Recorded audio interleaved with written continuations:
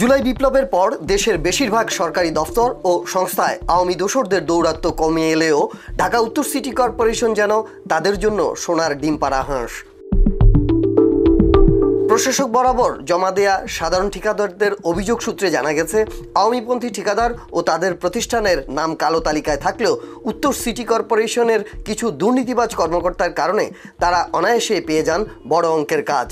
কোনো ক্ষেত্রে নামের হেরফের করেই ডিএনসিসির অসাধু কর্মকর্তাদের যোগসাজশে নিয়মিত কমিশনের মাধ্যমে টেন্ডার ও ওয়ার্ক অর্ডার বাগিয়ে নেওয়ার অভিযোগও রয়েছে। ঠিক তেমনি আওয়ামীপন্থী কয়েকজন ঠিকাদার ও তাদের প্রতিষ্ঠানকে গোপন সমঝোতার মাধ্যমে ওয়ার্ক অর্ডার পাইয়ে দেওয়ার অভিযোগ উঠেছে ডিএনসিসির সহকারী প্রকৌশলী ড্রেনেজ কামরুল ইসলামের বিরুদ্ধে। প্রতিষ্ঠানগুলো হলো আওয়ামী যুবলীগের কেন্দ্রীয় বাণিজ্য ও শিল্প বিষয়ক সম্পাদক আব্দুল হাই আসিফ ইনফ্রাস্ট্রাকচার লিমিটেড, যুবলীগ নেতা রিপন মিয়ার মালিকানাধীন জামান কনজুরিয়াম লিমিটেড এবং মিরপুর থানা যুবলীগের সহসভাপতি পারভেজ আলমের মাইশা কনস্ট্রাকশন প্রাইভেট লিমিটেড। অভিযোগ সূত্রে জানা গেছে, আব্দুল হাইয়ের বিরুদ্ধে বৈষম্য বিরোধী ছাত্র আন্দোলনের সময় হত্যাসহ কয়েক ডজন মামলা রয়েছে। এদিকে মিরপুরে ছাত্র জনতার আন্দোলনে প্রকাশ্যে পারভেজের গুলি চালানোর ভিডিও সামাজিক যোগাযোগ মাধ্যমে ভাইরাল হয়। যুবলীগ নেতা রিপন মিয়াও ছিলেন ফ্যাসিস্টের সক্রিয় কর্মী।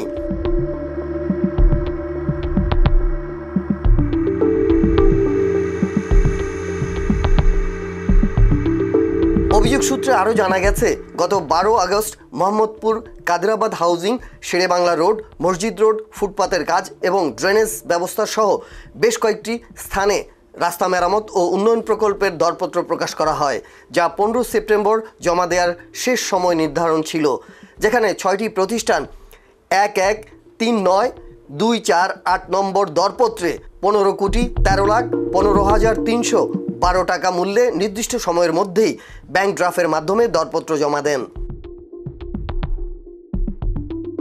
কিন্তু মোটা অঙ্কের অর্থ লেনদেন এবং টেন্ডারে পার্সেন্টেজের বিনিময়ে সরকার নির্ধারিত দরপত্রের পণ্য মূল্য গোপনে আওয়ামীপন্থী মালিকানাধীন প্রতিষ্ঠানকে জানিয়ে দেন সহকারী প্রকৌশলী কামরুল ও কিছু অসাধু কর্মকর্তা। ফলে আলাদিনের চেরাগের মতো একঘষাতেই জিনের বাদশা এসে তাদের হাতে ধরিয়ে দেন ওয়ার্ক অর্ডার।